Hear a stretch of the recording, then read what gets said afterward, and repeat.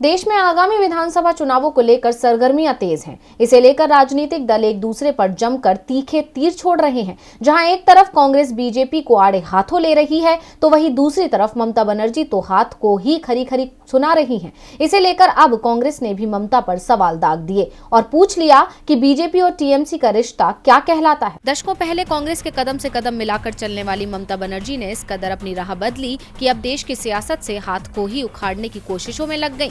कांग्रेस अध्यक्ष सोनिया गांधी की महागठबंधन की कवायद के बीच ममता तीसरे मोर्चे का बिगुल फूंक रही हैं।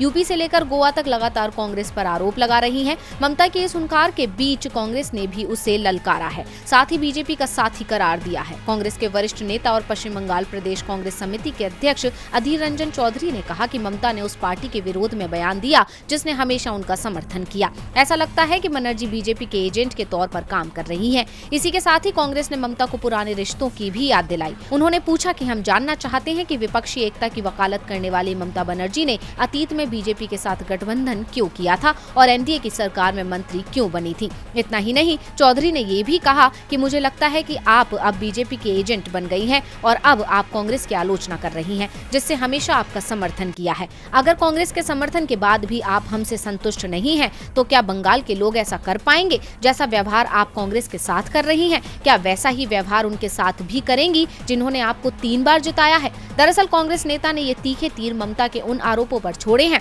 जिसमें उन्होंने गोवा रैली के दौरान कहा था कि कांग्रेस राजनीति को लेकर गंभीर नहीं है, इसलिए प्रधानमंत्री नरेंद्र मोदी और मजबूत होंगे। तृणमूल अध्यक्ष ने आरोप लगाया था कि देश इसलिए भुगत रहा है क्योंकि कांग्रेस में निर्णय लेने की क्षमता खत्म हो गई है। ममता की इसी तल्ख टिप्पणी पर कांग्रेस ने उसे बीजेपी के साथ रिश्तों की याद दिलाई। अब चुनाव है तो आरोप प्रत्यारोप का दौर तेज होना तो लाजमी है, लेकिन देखना होगा कि अंत में जीत का बादशाह कौन बनता है। डीवी लाइव की रिपोर्ट।